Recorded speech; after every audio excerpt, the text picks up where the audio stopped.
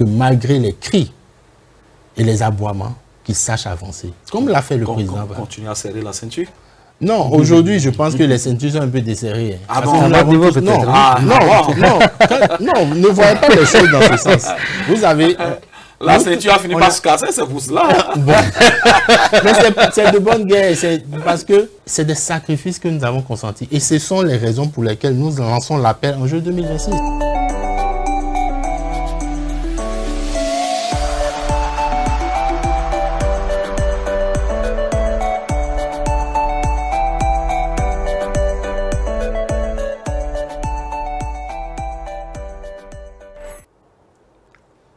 Enjeu 2026, un appel historique.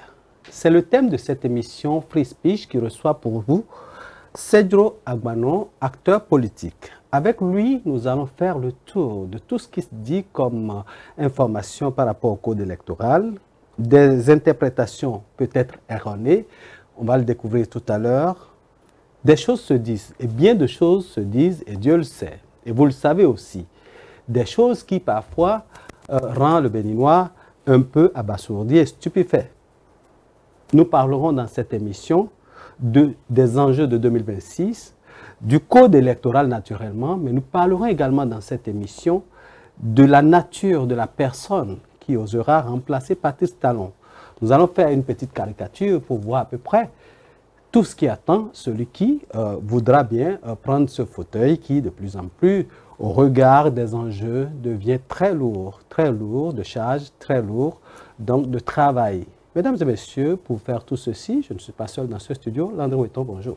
Bonjour Valentin Ndibocha, bonjour M. Cedro Agbanon, bonjour à nos chers amis téléspectateurs qui nous suivent. Une fois encore, le rendez-vous est pris et nous sommes là pour faire le job. Voilà, avant de commencer cette émission, M. Cedro, bonjour. Bonjour M. Valentin. Voilà, je disais que nous allons faire un tour à la régie pour découvrir cet élément. Voici l'élément témoin qui plante le décor.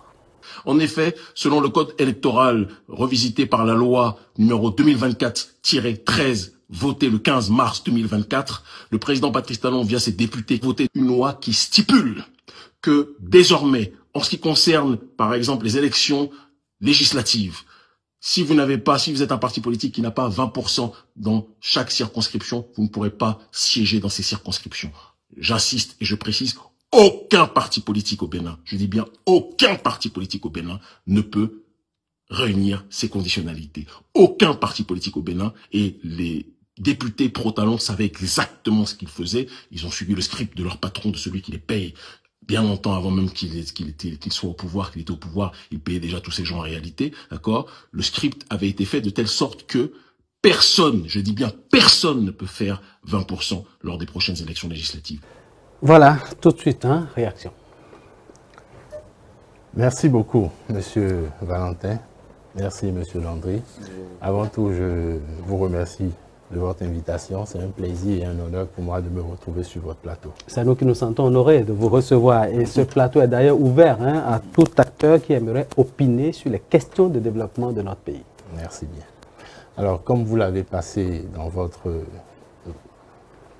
reportage tout à l'heure, l'élément que l'activiste Kémy Séba nous a fourni il y a quelques jours, où il dénonçait en quelque sorte le code électoral, bien, je suis monté au créneau tout simplement pour dire et démontrer que Kémy Séba nous fait de la manipulation, de l'intoxication. Tout simplement parce que c'est une question qui a été déjà réglée dans la classe politique, cette question relative au code électoral. Oui, nous savons tous que le seuil à atteindre aux élections législatives est de 20% dans chaque circonscription électorale. Et tout de suite, quand nous avons eu ce code-là, tout le monde s'est posé la question de savoir, mais est-ce que si éventuellement un parti ou aucun parti politique n'arrivait à donner ce score-là, qu'en serait-il? Que ferions-nous? Et cette question-là, ce débat-là a meublé l'atmosphère politique pendant bien longtemps. Mais aujourd'hui, je pense que la question elle est réglée. Parce que la Cour constitutionnelle est là pour trancher et il y a plusieurs options qui peuvent être décidées. Mais de là... Mais est-ce que vous pensez que la Cour constitutionnelle devrait être celle qui tranche cette question? Et naturellement, puisque c'est la Cour constitutionnelle qui est en charge des élections au Bénin. Donc qui d'autre quelle institution pourrait donc... Qui gère les contentieux électoraux. Voilà. Donc Mais il y en a qui pensent que normalement on devait repartir faire une relecture. Soit. Là, ça reste une option aussi. Soit, c'est une option, mais ce n'est pas l'option qui est sur la table aujourd'hui. Alors, même si on ne fait pas de relecture, dès qu'il y a un contentieux, la Cour constitutionnelle est là pour trancher. Mais là n'est pas le problème. Le problème, c'est ce que Kémy Séba nous dit. Dans sa vidéo, qu'est-ce qu'il nous dit? Il nous dit, d'abord, qu'aucun parti politique ne peut atteindre ce score-là. OK, on l'admet, qu'aucun parti n'atteint ce score. Encore que là, je voudrais dire que c'est un aveu d'échec. Parce que l'opposition l'a dit pendant longtemps et lui-même vient le dire, alors que pour quelqu'un qui nous a annoncé qu'il est candidat aux élections présidentielles parce qu'il est populaire, parce qu'il est porté par la masse populaire, nous dit qu'il est incapable d'avoir 20% dans chaque circonscription électorale, je pense que c'est un aveu d'échec tout simplement. Ça, c'est le premier point. Le deuxième point, c'est que quand il nous dit que à l'issue des élections législatives, aucun parti politique n'atteint 20% dans chaque circonscription électorale, et que d'office, si la Cour constitutionnelle s'auto-saisit pour trancher, elle trancherait en disant, ou du moins en décrétant une prolongation du mandat des députés et du président de la République. C'est là qu'il y a une grossièreté. Et c'est là que je dis, mais il faut qu'on monte au créneau pour... Est-ce que les tests prévoient ça? Mais pas du tout. Pas du tout. Parce que même si la Cour constitutionnelle devrait trancher, elle trancherait sur les élections législatives. Mais quand il nous dit qu'il y aurait prolongation de mandat des députés et du président de la République, alors qu'il n'y a aucun rapport entre les élections législatives et les élections présidentielles, et mieux, le mandat présidentiel du président de la République, qui est de 5 ans renouvelable une fois, inscrit dans la Constitution, comment voulez-vous faire un lien entre les résultats ou le seuil de résultats prévu par le code électoral qui n'est pas atteint et une prolongation de mandat du président de la République? Selon vous, c'est un amalgame? C'est de l'amalgame pur. Et c'est de là que je parle d'intoxication et de manipulation. C'est ça qui m'a fait monter au créneau. Est-ce que ce n'est pas une façon d'anticiper? C'est-à-dire une vision. Est-ce que ce n'est pas une façon de penser que, bon, on peut retoucher au test de la République? Non, ce n'est pas ça. Même quand vous voulez faire un appel, demander qu'on retouche, ce n'est pas de cette façon. Vous n'allez pas passer par de la manipulation, par de l'intoxication. Je dis non. Cette question était déjà... Et il choisit bien son moment de le faire. Parce que la question est réglée. Que ce soit les opposants, que ce soit la population, tout le monde sait déjà que oui, c'est possible qu'aucun parti n'atteigne. Ce serait encore que vous verrez des surprises. Dans les accords de gouvernance, c'est possible. Pourquoi pas? Mais justement, c'est ça l'échappatoire. Et c'est une très bonne chose. Donc, mais les accords de gouvernance, restons un peu sur les accords de gouvernance, ça prévoit que deux partis qui se donnent la main peuvent donc faire 10% chacun et que les deux pourront siéger à l'Assemblée nationale. Mais vu la situation actuelle, est-ce que vous pensez que les partis en présence pourront aller sur ce terrain-là? Mais excusez-moi, mais le code a été voté à l'Assemblée nationale où siègent les députés de l'opposition. La loi, elle est ce qu'elle est. La loi est due, mais c'est la loi. Donc, l'accord de gouvernance est possible. Il y a 3 différents partis à l'Assemblée nationale. Les démocrates peuvent faire des accords de gouvernance avec l'FCBE et autres. Et puis, aujourd'hui, nous avons une quinzaine de partis politiques dans notre pays. Les autres là, vous voulez dire que les démocrates peuvent faire des accords de gouvernance avec un parti de la mouvance? C'est possible? Le test ne l'autorise pas? Non, je n'ai pas dit de la mouvance. Justement, j'en viens. Nous avons une quinzaine de partis politiques dans notre pays. Oui. Mais sur cette quinzaine de partis, combien de partis de l'opposition il y a? Plus de la moitié sont des partis de l'opposition. On les voit tous les jours monter au créneau. Et donc, en quoi est-ce qu'ils ne peuvent pas faire un accord de gouvernance et aller aux élections purement et simplement et laisser les quelques partis de la mouvance aussi éventuellement faire leur accord de gouvernance pour aller aux élections? Et puis, tout est simple. Maintenant, si on va aux élections et que personne n'atteint le seuil des 20%, il y a des possibilités. Ce n'est pas à moi de le dire. Mais lors de la rencontre avec la jeunesse, le président l'a dit.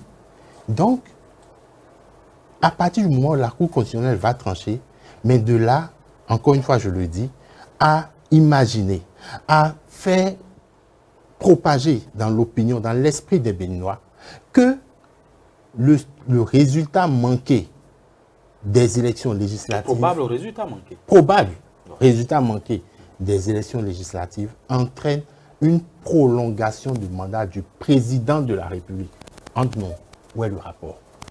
Où est le rapport? On va poser la question à Kémy Séba. Les tests ne le prévoient pas. Non seulement les tests ne le prévoient pas, mais même si c'est une jurisprudence, ce n'est même pas imaginable parce que pendant qu'on est en train de faire les élections législatives, on n'a même pas encore commencé à parler d'élections présidentielles.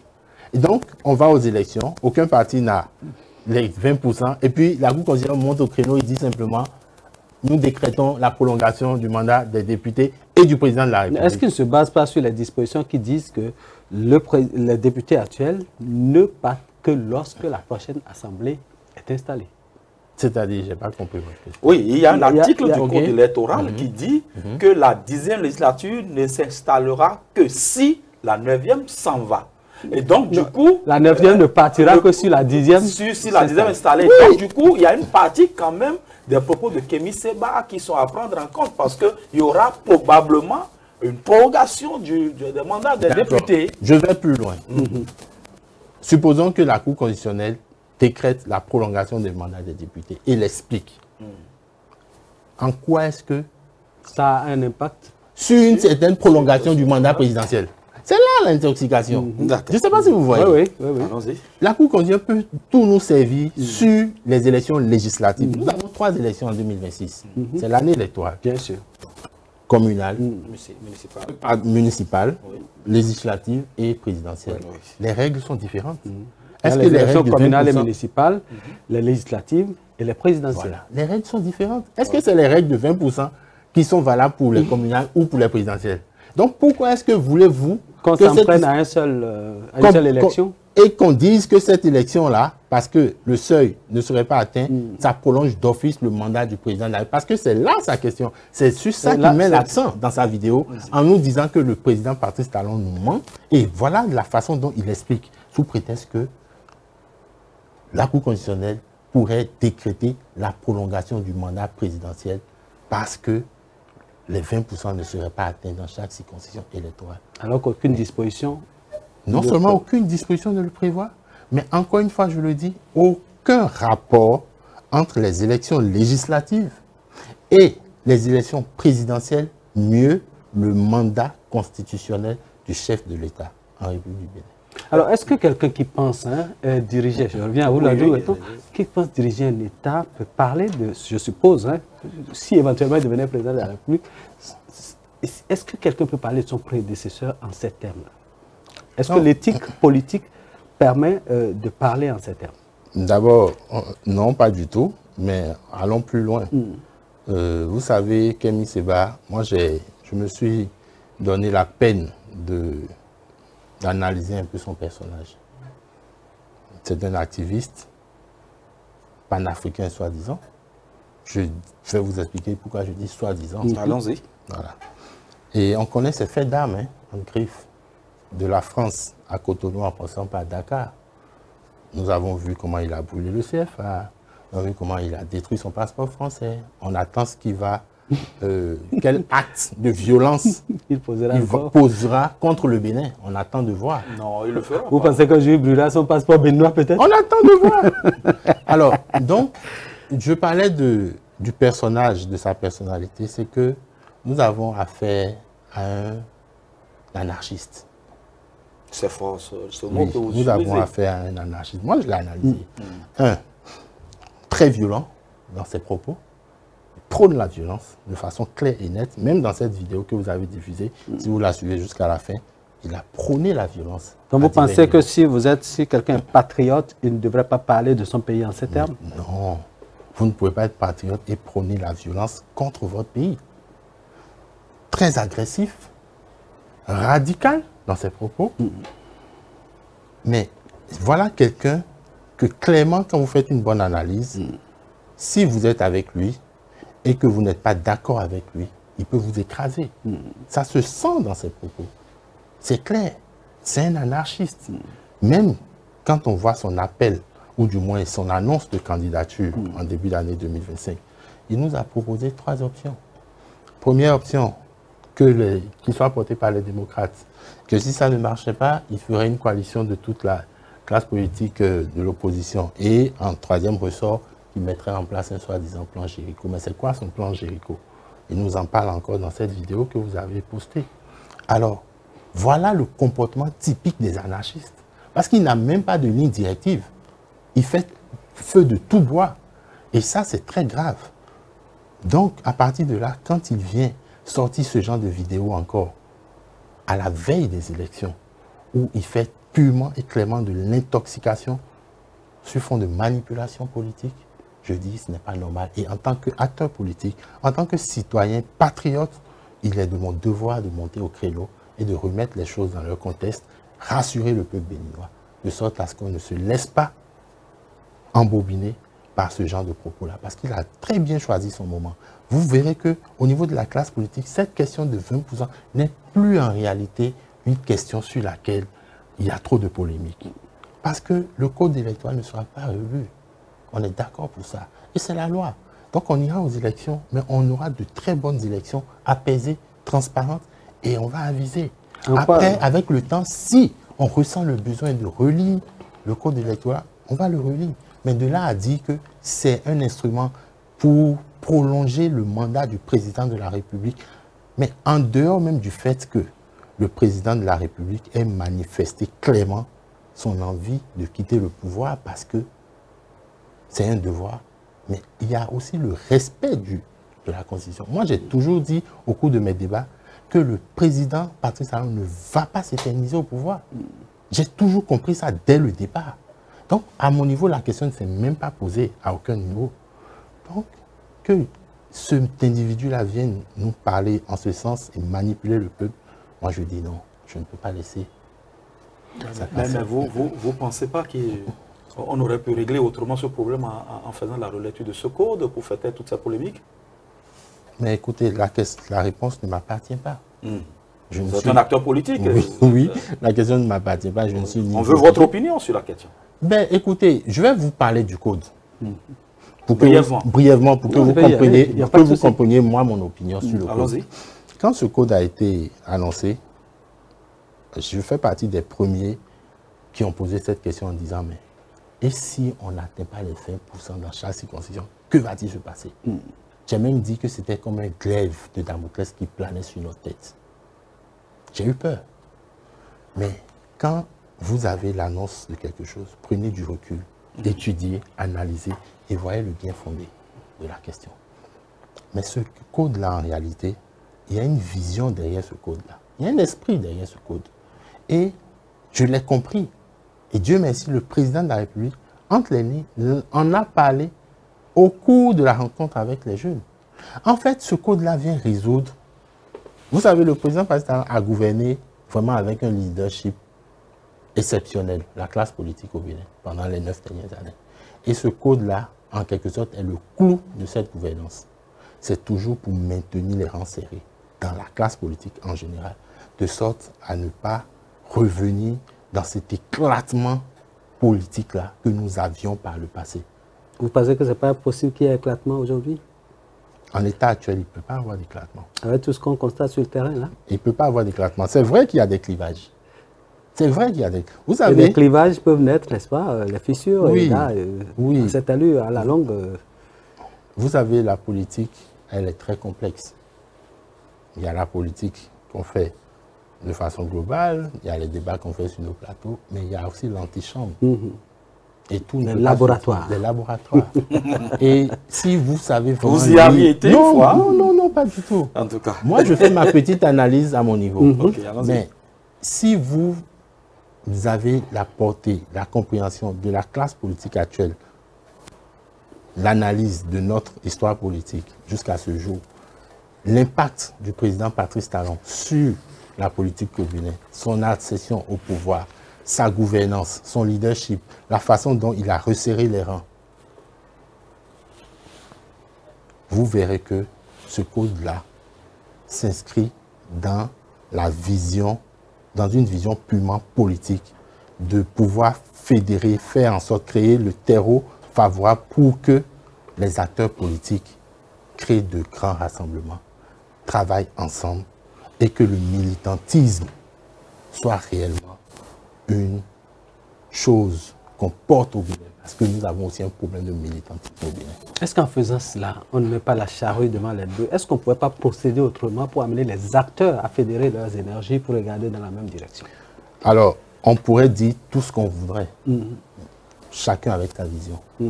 Nous avons eu un chef d'État de 2016 à ce jour. Qui a sa façon de voir les choses. Qui a sa façon de voir les choses. Vous ne pourrez jamais faire l'unanimité, quel que soit le choix que vous faites. Donc, on aurait beau annoncer des éventualités, des alternatives. Ça, c'est la marque de Patrice Talon. C'est une bonne chose, mais c'est la marque de Patrice Talon.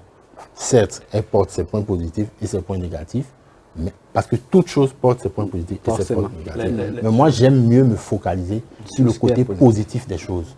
Voilà pourquoi aujourd'hui, j'ai compris le bien fondé de ce code-là et je le soutiens à fond. D'accord. Lesquels points sur lesquels on va revenir peut-être tout à fait au cours de ce débat. Mais si on revient un peu sur la vidéo de Kémi Séba, dites-nous, est-ce que vous pensez que ce discours de Kémi Séba représente une menace, une vraie menace pour la stabilité politique de notre pays? Oui. Je pense que c'est une menace en quelque sorte. On ne va pas être alarmiste. Voilà, c'est pour éviter d'être alarmiste que je pèse mes mots. Okay. Mais on ne devrait pas laisser le champ libre à ce genre d'initiative-là. Parce que ce qu'il dit dans sa vidéo est très grave. Si on montre toute la vidéo, ce qu'il dit de là est très grave. Kémi Séba annonce clairement des actes de violence contre l'État.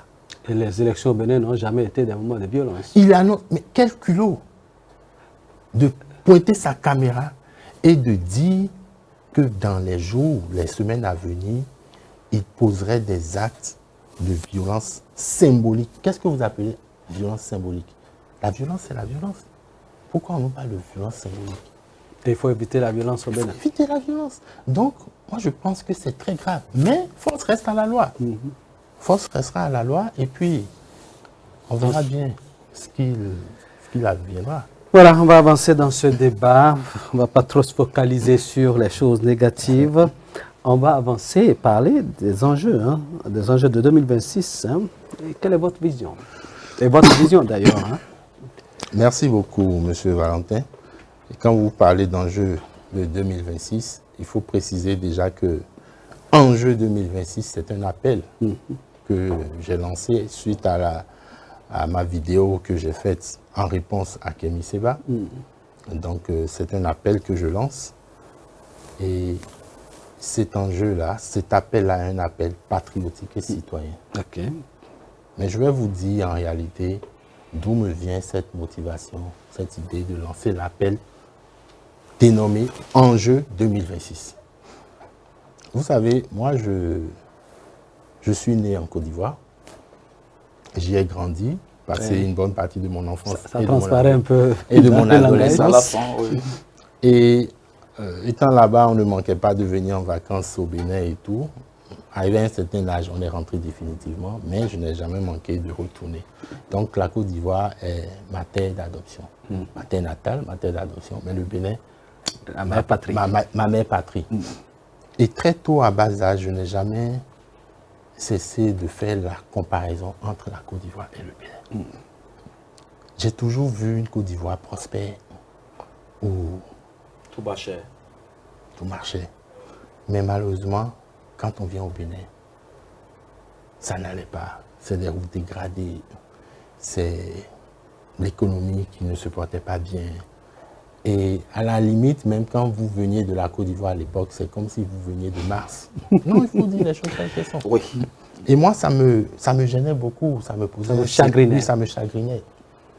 Et donc, au fil des années, je me posais toujours la question, mais pourquoi est-ce que ça marche en Côte d'Ivoire et ça ne marche pas au Bénin? Quelles sont les causes?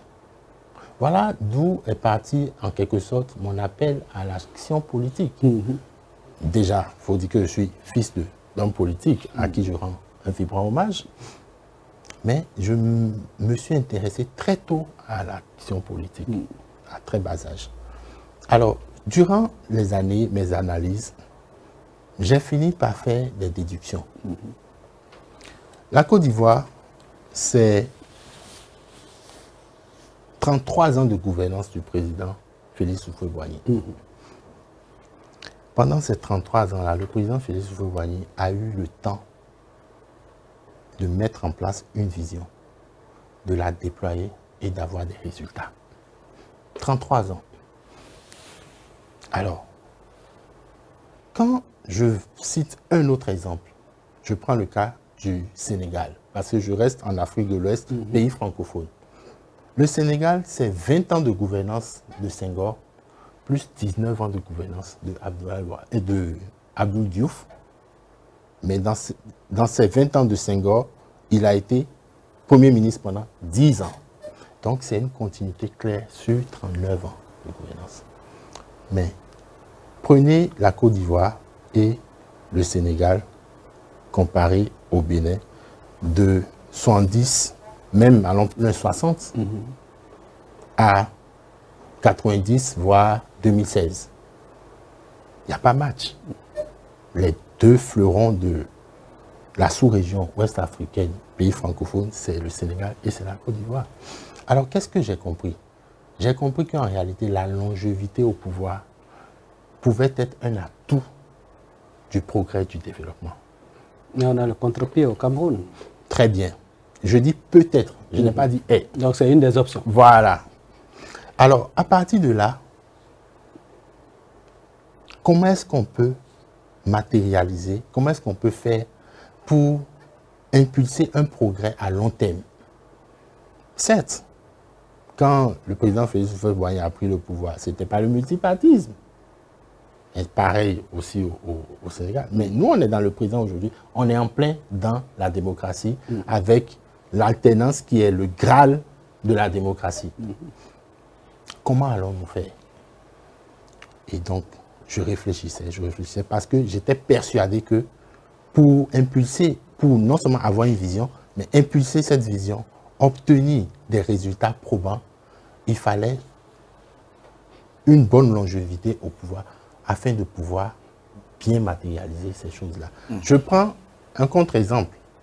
Le Bénin même, dont on parle, c'est 17 ans de révolution, donc 15 ans de marxisme-léninisme, sous le général Mathieu Kérékou.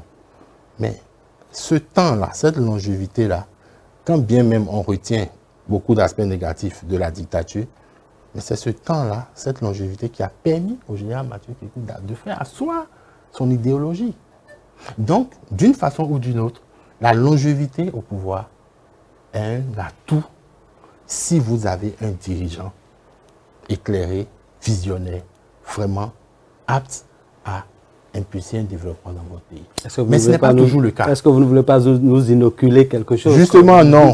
Je savais que vous alliez en arriver là, mais pas du tout. Okay. Je ne suis même pas inscrit dans cette logique. Même pas. Vous allez voir où je vais en venir. D'accord.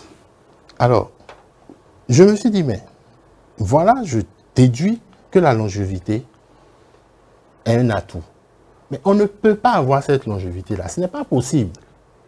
Alors, comment faire pour préserver un développement à long terme, une vision à long terme? Parce que quand je prends le cas du Bénin, après la période révolutionnaire, nous avons connu le renouveau démocratique sous le président Soglo. Mais le président Soglo a quand même fait de belles choses. Il est venu pas avec forcément une vision à long terme, mais parce que le pays était en difficulté. Donc son problème, c'était de payer les dettes, de redorer l'économie. Il a créé une économie portuaire, il a fait des infrastructures. Il fallait payer les salaires. Il a fait le job en 5 ans, mais ce n'était pas sur la base d'une vision à long terme.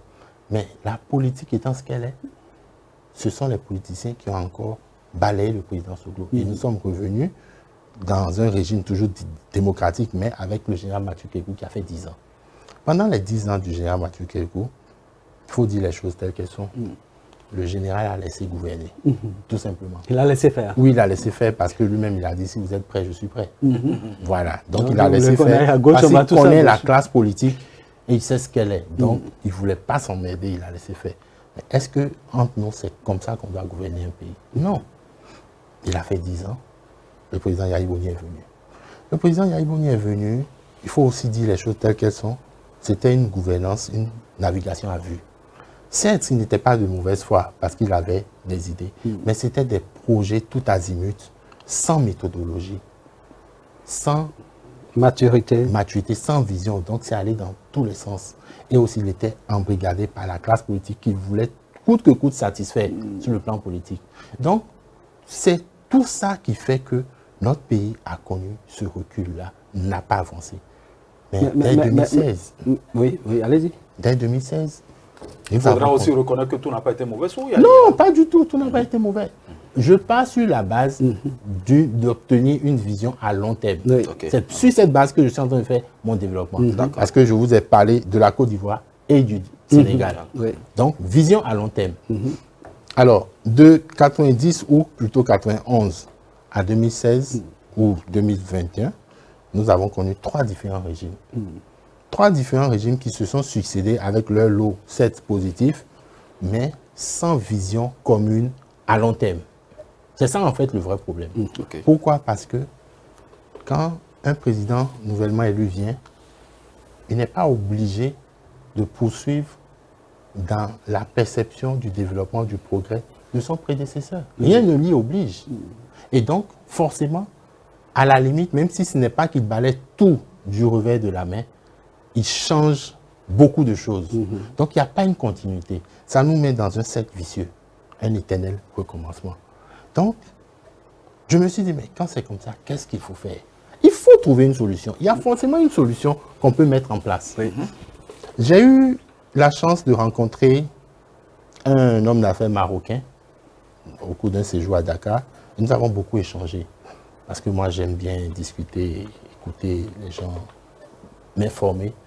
Et il m'a parlé un peu du Maroc. Comment le Maroc a connu son progrès. Quand le roi Hassan II est arrivé au pouvoir en 61, très tôt, il était préoccupé par le développement de son pays. Il a fait appel à des experts internationaux. Et ces experts-là ont fait un travail pour lui, afin de lui donner les idées et la direction, les orientations. Donc ces experts ont fait un travail au sein de la population, des questionnaires, des enquêtes et tout. Et à l'issue de ce travail, ils ont dit au roi qu'il y avait essentiellement 3 secteurs dans lesquels il devrait impulser le développement pour satisfaire son peuple et connaître le progrès. 3 leviers importants. 3 leviers importants. La première chose, c'est l'agro-industrie, afin de satisfaire réellement les Marocains sur le plan du panier, sur le plan alimentaire. La deuxième chose, c'est sur le plan de l'industrie du textile, parce que les Marocains ont une attache culturelle très portée sur leur façon de s'habiller. Et troisième chose, c'est le tourisme, parce que c'était un pays qui avait des atouts touristiques importants. Et c'est ce qu'il a fait. Voilà pourquoi, au cours des années 80-90 même, le Maroc était un grand pays qui exportait énormément des produits manufacturés agroalimentaires et des produits finis textiles. Donc ça a fait le développement. Mais le roi Hassan II, c'est 38 ans de règne. Encore une fois, un atout pour mettre en place son développement. Donc, j'ai fini par faire une déduction et j'ai fait une approche de solution. Mon approche de solution, c'était tout simplement de créer une charte de développement à valeur constitutionnelle au Bénin. Comment? Faire le même travail qui a été fait au Maroc, définir une ligne directive, une vision claire du développement avec les acteurs politiques et avec la complicité des populations. Et donc, ça créera une sorte de symbiose nationale. Et cette charte-là sera votée à l'Assemblée nationale, à laquelle on donnera une valeur constitutionnelle. De sorte à ce que, même si à l'issue d'un régime, un régime opposé advenait au pouvoir, que ce régime-là reste dans la même lignée, la même dynamique. À la limite, elle peut apporter des modifications au niveau de la méthodologie et tout, mais au moins, il y aurait une vision claire. Et cette proposition-là, j'ai fait le nécessaire en apportant acquis de droit ou à des personnes haut placées au niveau du gouvernement pendant longtemps parce que ça me tenait à cœur. Et je suis heureux aujourd'hui qu'en 2023, on nous parle de vision. En 2025. Bah, non, en 2023. 23, Ça ok. a été annoncé en 2023. Oui. On nous 2030. parle de Bénin Vision 2060. Et c'est inscrit dans la même dynamique. De sorte à ce que, à partir de là, même s'il y a un changement de régime, on puisse maintenir le cap. Mais ce n'est pas encore effectif à nos jours. C'est une annonce. Donc, voilà pourquoi aujourd'hui, en 2025, où nous amorçons un virage très important vers 2026, il est essentiel que le peuple béninois fasse tout pour maintenir le cap, de sorte à ce que le régime ou la succession du président Patrice Talon soit nécessairement le candidat présenté par la majorité présidentielle, de sorte à ne pas remettre en cause tout ce qui a été fait, de sorte à ne pas désorienter les grandes lignes. Parce que il est clair, l'opposition le dit tous les jours et vous le voyez, ils ne sont pas d'accord avec la méthode, les grandes décisions du gouvernement. Sur tous les plans, que ce soit au niveau des lois de l'emploi, que ce soit au niveau de la dynamique agricole, industrielle, ils ne sont pas d'accord pour tout ce qui se fait. Donc, qu'est-ce qu'ils vont nous proposer? Forcément des choses en contradiction avec ce qui est fait. Mais nous qui sommes pour cette dynamique-là et qui voyons clairement les avancées au niveau de tout ce qui a été fait, nous devons maintenir cette dynamique. D'où l'appel Enjeu 2026, qui sera une grande mobilisation au sein des populations. D'abord, aller rencontrer les populations, créer cette mobilisation-là. Et je précise que ce sera une action, c'est un appel citoyen patriotique, pas d'un parti politique, parce que c'est dirigé vers les populations. Parce qu'on vous connaît acteur politique de l'Union progressiste Le Renouveau. Oui, vous savez, certes, je suis membre de l'Union progressiste Le Renouveau, mais toujours dans mon analyse, j'ai compris une chose. Quand nous allons aux élections, si, c'est un exemple que je donne, si vous avez 110% de taux de participation, et si on fait vraiment le compte, on arrive à faire le compte, vous verrez que c'est à peine 20% des votants qui sont partisans d'un parti politique. Les vrais électeurs, c'est le peuple. Parce que, encore une fois, malheureusement, le militantisme n'est pas très porté, poussé au Bénin.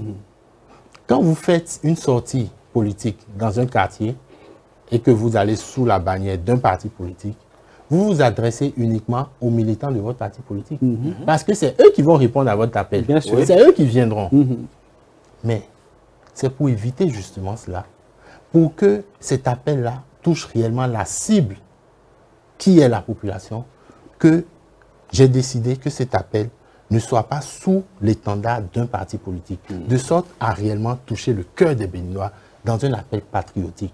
Que vous soyez partisan ou non, vous devez vous retrouver dans cet appel parce que le but, c'est de venir rassurer les populations de ce qui est fait, de ce qui sera fait, d'écouter les populations, de recueillir des informations, de les porter éventuellement au prochain candidat qui sera élu. C'est aussi un appel à la classe politique de la mouvance, de sorte à ce que nous ayons un candidat unique, afin que... Un duo unique. Un duo unique, voilà, afin que dès le premier tour aux élections présidentielles, que ce soit un coup KO. Ah bon? Alors, oui, ça c'est mon souhait.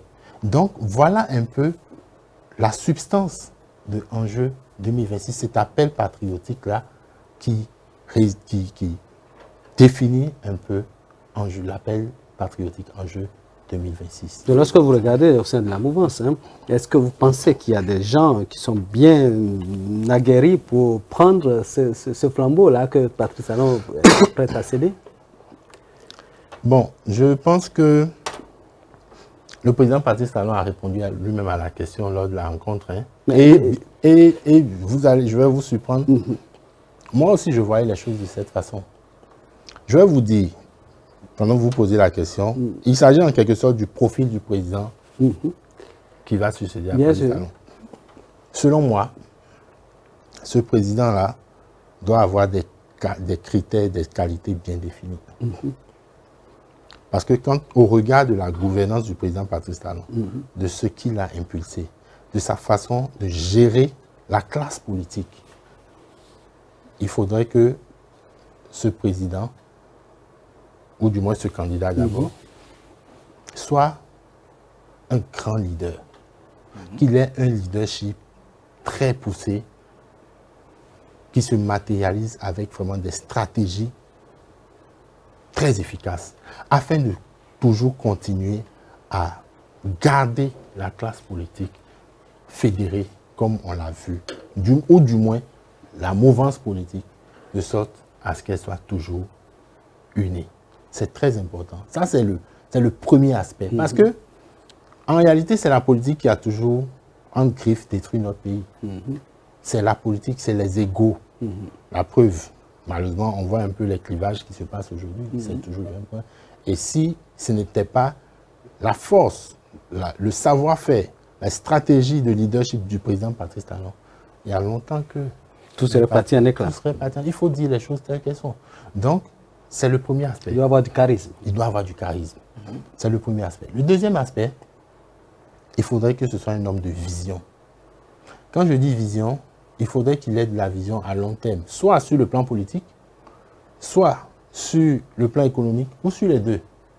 Parce que ce que le président Patrice Talon a fait n'est pas achevé, hein. Surtout sur le plan politique. C'est une œuvre humaine, c'est normal. Et il faudrait continuer dans cette direction-là pour mieux gérer la classe politique, pour instaurer quelque chose qui va perdurer dans le temps. Donc, il faudrait que ce dernier ait une vision bien particulière qui cadre avec la vision politique enclenchée afin de pouvoir toujours garder le cap. Ça, c'est le deuxième aspect. Le troisième aspect, c'est que ce dernier soit à l'écoute, mais qu'il soit très courageux et très audacieux. Ne pas freiner, ne pas s'arrêter à tout bout de champ, mais aller de l'avant. Qu'il sache que malgré les cris et les aboiements, qu'il sache avancer. Comme l'a fait le président. Continuer à serrer la ceinture? Non, aujourd'hui, je pense que les ceintures sont un peu desserrées. Ah bon, non, ne voyez pas les choses dans ce sens. Vous avez... la ceinture a fini par se casser, c'est pour cela. Bon. Mais c'est de bonne guerre, parce que c'est des sacrifices que nous avons consentis. Et ce sont les raisons pour lesquelles nous lançons l'appel en juin 2026. On a consenti trop de sacrifices. Oui. On en a tous souffert d'une façon ou d'une autre. Je suis tenté de vous poser une question. Hein. Vous voyez, au moment où il y a Iboni Patin, on entendait les gens qui étaient acquis à sa cause parler de la même manière. On a peur de celui qui vient. Et ce sont les mêmes acteurs qui sont toujours là. C'est toujours les mêmes acteurs. Alors, on a peur de celui qui vient. Mais qu'est-ce qui vous dit que peut-être dans l'opposition, on ne trouvera pas quelqu'un qui fera mieux? On ne veut pas partir sur des suppositions. Des suppositions. On ne peut pas gouverner. En tout cas, quand vous avez de la vision, on fait les choses de sorte à contrôler ce qu'on fait. On ne veut pas laisser justement ces probabilités-là. C'est pour ça que nous sommes en train de faire ce que nous faisons. C'est pour ça que nous prenons l'initiative patriotique de faire cette mobilisation et d'annoncer que nous devons très vite nous mobiliser avant même que le président Patrice Talon nous présente ce duo-là que nous avons. Pourquoi c'est le président Patrice Talon qui doit présenter un duo alors que normalement on a des formations politiques bien aguerries comme le vôtre? Tout à l'heure, j'ai dit le duo présenté par la majorité présidentielle. Et en second ressort, je dis le président Patrice Talon. Bon, c'est lui le géniteur. Mais parce que c'est lui le leader. Et puis, vous savez, ça ne sert à rien de faire de l'hypocrisie. Le président Patrice Talon a travaillé avec des collaborateurs qui ont un tant soit peu perçu sa vision, mais c'est lui le leader. On a forcé, il va se faire... il a dit que sera très actif. Et puis, il va associer les partis politiques au choix du candidat, ça c'est évident. Mais ce profil que je vous ai dégagé là, moi je vous certifie que le président Patrice Talon est le seul à dégager ce profil-là. Et s'il arrivait qu'il se trompait? Aujourd'hui, et s'il arrivait qu'il se trompait, on verra bien. Voilà pour, vous savez, on n'attend pas un homme providentiel, un génie. On attend juste une personne capable de continuer à voir déjà ses atouts, ses qualités-là, de continuer sur la vision et à qui nous allons aussi apporter des approches de solutions parce que le président lui-même l'a reconnu et nous avons toujours tiré sur la sonnette d'alarme. Tout n'est pas rose. C'est cela. Le bilan, il est positif, mais à des niveaux donnés, il y a beaucoup de choses qu'on peut revoir, qu'on doit revoir. Et donc, tout ça aussi s'inscrit dans l'appel Enjeu 2026. Parce que nous voulons, en tant que jeunes, faire part de nos idées au chef de l'État futur, afin qu'il les prenne en compte, afin qu'il voit effectivement là où il y a eu des limites dans les choix stratégiques et donc essayer de accommoder un peu les actions pour qu'on ait de meilleurs résultats. D'accord. Voilà. Mais tout à l'heure, lorsque vous caricaturez un peu celui qui viendra pour prendre les rênes, il y a celui-là qui va préserver les acquis du chef de l'État.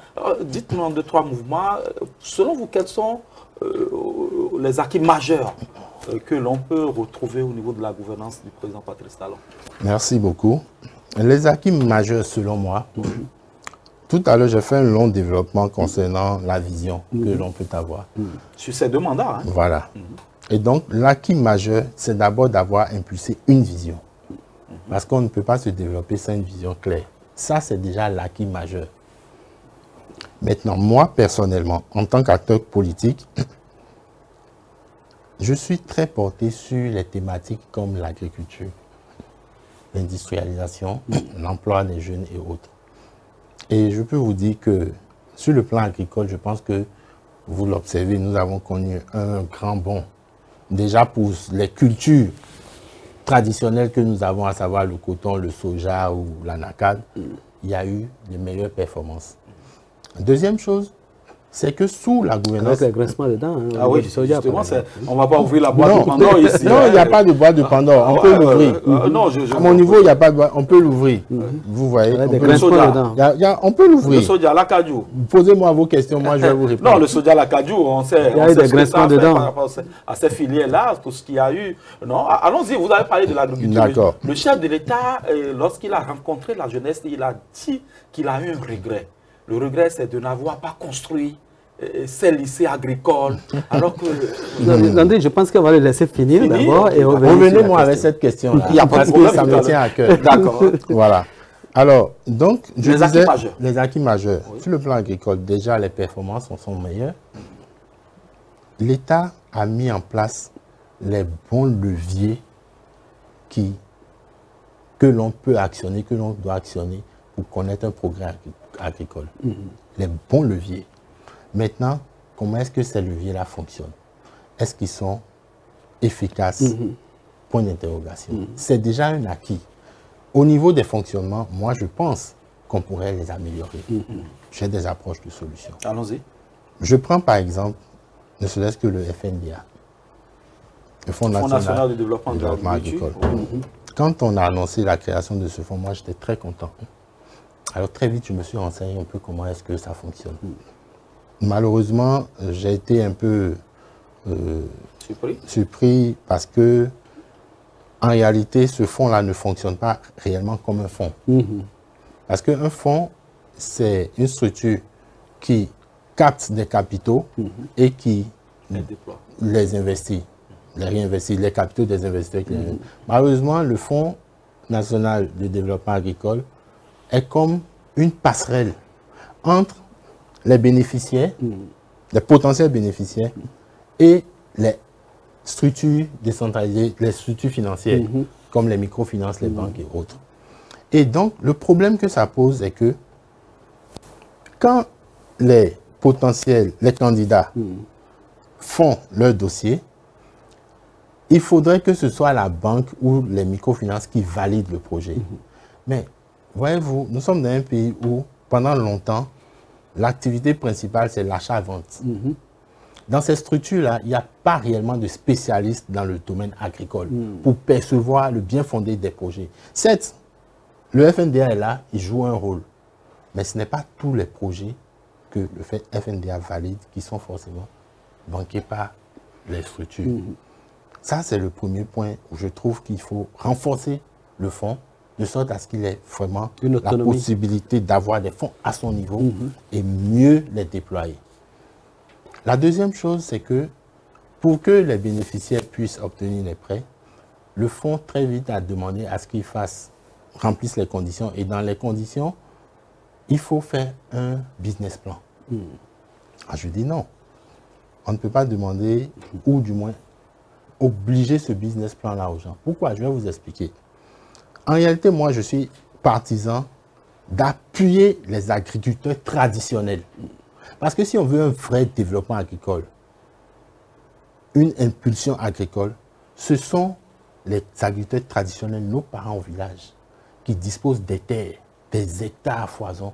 Ce sont eux, c'est sur eux qu'il faut faire la révolution. Et non les nouveaux venus, comme les jeunes qui voudraient éventuellement... voilà. Je ne dis pas qu'il faut les écarter, non. Mais réellement, si on veut vraiment de vrais résultats, ce sont ces agriculteurs traditionnels. Mais ces agriculteurs traditionnels-là, ce sont des illettrés. Ils n'ont même pas de compte en banque. Ils n'ont rien à foutre avec un business. Comment vous leur dites que... Ils vont pas faire... Ils n'ont pas ce temps-là. Ils ne comprennent pas. Et mieux, pour faire un business plan, il faut de la compétence. Donc, ils vont aller acheter encore cette compétence-là ailleurs. C'est qu'ils ne sont pas prêts à faire. En réalité, quand on veut amorcer une révolution, il faut briser le maximum de barrières possibles. Donc, c'est un frein. C'est un frein. Moi, je propose simplement que le FNDA mette sur pied des business plans digitaux qui seront annexés dans des tablettes, par exemple, et on les déploie sur le terrain avec des agents qui iront vers éventuellement les potentiels bénéficiaires. Et puis, en 5 minutes, ils peuvent faire un business plan qui sera enregistré. Donc, on limite le travail au maximum possible aux bénéficiaires à ce qu'ils soient impactés. Donc, voilà montre la pertinence aussi de la pertinence. Et là, dès qu'ils sont pris, avec le temps, vous pouvez mieux les orienter, création de comptes bancaires, ainsi de suite. Mais si vous attendez qu'eux créent des business plans pour vous apporter, vous allez durer. Ce n'est pas possible. Donc moi, voilà un peu ce que je peux apporter comme critique et approche de solution par rapport à ce volet au fonctionnement de l'accompagnement. Avant les lycées agricoles. Deuxième chose, j'ai parlé aujourd'hui des performances des cultures traditionnelles que nous avons. Il faudrait que, vous savez, à travers le FNDA, tout le monde vient avec un projet. Je peux venir et monter un bon projet, dire je veux faire de la culture par exemple de fraises. Et si le projet tient la route, c'est bancable, l'FNDA favorise et puis les structures décentralisées, les structures financières décentralisées financent le projet. Mais moi je dis pour une révolution agricole, l'État doit prendre ses responsabilités et choisir des cultures bien précises. Établir une vision à court ou à moyen terme, des objectifs à atteindre. Et ce sont ces cultures-là que l'État aurait choisies qui seront encouragées, favorisées à travers les financements. Je vous donne un exemple très simple. Vous voyez le palmier à huile. Vous n'avez pas idée de tout ce qu'on peut faire à partir du palmier à huile. L'huile de palme. On peut faire du chocolat. On peut faire des cosmétiques. On peut faire du biocarburant. On peut faire de la margarine. On peut faire plein de choses. De l'huile aussi. On peut faire de l'huile. On va commencer par là. Naturellement. L'industrie pharmaceutique. Le paracétamol à base du palmier à huile. On peut faire plein de choses. L'alimentation animalière. Donc, si l'État dit, désormais, on finance, on encourage la culture du palmier à huile. On a vu les KUK dans ce pays. Ça va favoriser non seulement une bonne production, mais les industries qu'on veut, l'amorce du développement industriel passera par là. Le maïs, pareil, les dérivés sont énormes. Voilà, on va aller un peu vite parce que là, le temps qui nous est imparti tire inexorablement à sa fin. Dites-nous, quel est votre appel pour 2020? Oh, franchement, le temps c'est ça la télévision. Hein? Le temps ne nous suffit pas parce que vous avez parlé des lycées agricoles, je voulais toucher un mot. Rapidement, en un mot alors. Ok, d'accord. Les lycées agricoles, vous savez, le président Patrice Talon, lors de la rencontre avec les jeunes, a eu le regret de ne les avoir pas créés. Moi, je dirais au président de ne pas avoir de regret. Et pourquoi? Voilà, je vais vous dire. Quand en 2021, à l'annonce du PAG2, j'ai lu et j'ai vu la création de 30 lycées agricoles. Tout de suite, je dis non, c'est une erreur. Pourquoi c'est une erreur? 30 lycées agricoles sur toute l'étendue du territoire national qui vont accueillir 48 000 apprenants. Cela voudrait dire qu'au bout de 2-3 ans, vous avez 48 000 apprenants sur le marché. Et donc, à partir de là, chaque année, vous avez 48 000 apprenants. Alors, à partir du moment où c'est l'État qui a favorisé la formation de ces jeunes, l'État doit les accompagner. Mais quand on parle d'agriculture, on parle de quoi? Il faut des terres. Le Bénin, c'est 11 millions d'hectares. Et sur les 11 millions d'hectares, c'est 2,6... 112 600... Oui, je parle d'hectares. D'hectares, ok, d'accord. Et sur les 11 millions d'hectares, vous avez 2,6 millions de terres arables, de terres cultivables. Dans ces 2,6 millions, combien appartiennent déjà au privé? Alors, qu'est-ce qui reste et quelles sont ces terres-là que l'État voudrait mettre à la disposition de tous ces apprenants afin de pouvoir les mettre au travail? Donc, c'est en réalité quelque part créer des potentiels chômeurs. Parce que l'agriculture, en réalité, n'a pas besoin de cette formation-là, n'a pas besoin d'une formation de masse. Comme je l'ai dit tout à l'heure, il faut s'appuyer sur les agriculteurs traditionnels, mécaniser, financer, les former de façon bien précise, leur apporter des plans efficaces afin qu'ils puissent avoir de bons rendements. Donc, créer ces lycées agricoles, c'est une erreur parce que, après le moment où vous mécanisez l'agriculture, vous n'avez pas besoin de main-d'œuvre. Pas beaucoup de main-d'œuvre. Sur 50 hectares, à peine vous avez 2-3 personnes qui font tout le travail parce qu'il y a les machines. Donc, tous ces jeunes-là, où est-ce qu'on va les mettre? Où est-ce qu'on va les mettre? C'est une erreur. Et moi, j'appelle vraiment... Vous êtes content que ça... Non, moi, je suis content. Et j'appelle vraiment, à moins qu'on me prouve le contraire. Après, les lycées agricoles, on peut les transformer en lycées purement techniques d'autres formations. Mais agricoles, purement agricole, je dis, ce ne sera pas une bonne idée. Voilà, si on veut impulser le développement agricole, comme on l'a fait ailleurs. Comme on l'a fait ailleurs au Brésil ou en Côte d'Ivoire. Sur la population brésilienne, combien? À peine 2%. À l'agriculture. À l'agriculture. Voilà, pourtant, les potentiels sont là. Voilà, donc, on va faire l'enjeu, on va faire votre appel pour 2026. Voilà, donc comme je le disais, enjeu 2026, c'est un appel patriotique. C'est un appel patriotique, c'est un appel citoyen lancé non seulement à la classe béninoise, mais aux populations. Et ce programme-là est très vaste. Je n'ai pas forcément pu l'étaler de fond en comble. Vous allez revenir certainement. Voilà, mais c'est plus un travail de terrain qui va commencer très bientôt. Et donc, j'appelle la population béninoise à répondre à cet appel-là parce que c'est notre appel. Certes, j'en suis le porteur, l'initiateur, mais ce n'est pas ma chose, c'est la chose du peuple. Donc, voilà un peu l'appel que je lance aux populations afin qu'on puisse réellement maintenir le cap et que 2026 se passe dans la paix, dans la quiétude, dans la tranquillité, mais qu'on maintienne le cap du développement, que la vision continue. Si vous le permettez, je présente rapidement notre logo, voilà. Donc c'est ça le logo, le Bénin, et enjeu 2026. Donc voilà vraiment essentiellement l'appel que je lance.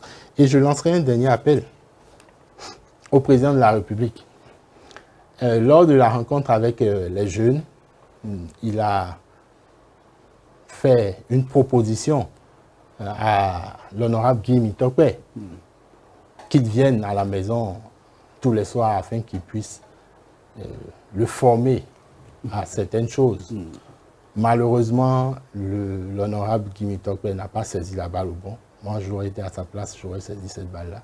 Et donc, je lance cet appel-là au chef de l'État et je lui dis que moi, Agbanon Sedjro, je suis disposé à venir recevoir les cours de sa part, de sorte à retenir le maximum possible de lui, parce qu'il est partant. Et il a fait de belles choses. Ses idées sont très importantes. Et il faudrait que nous puissions les retenir. Moi, je réponds à cet appel-là humblement et je suis prêt à apprendre de lui.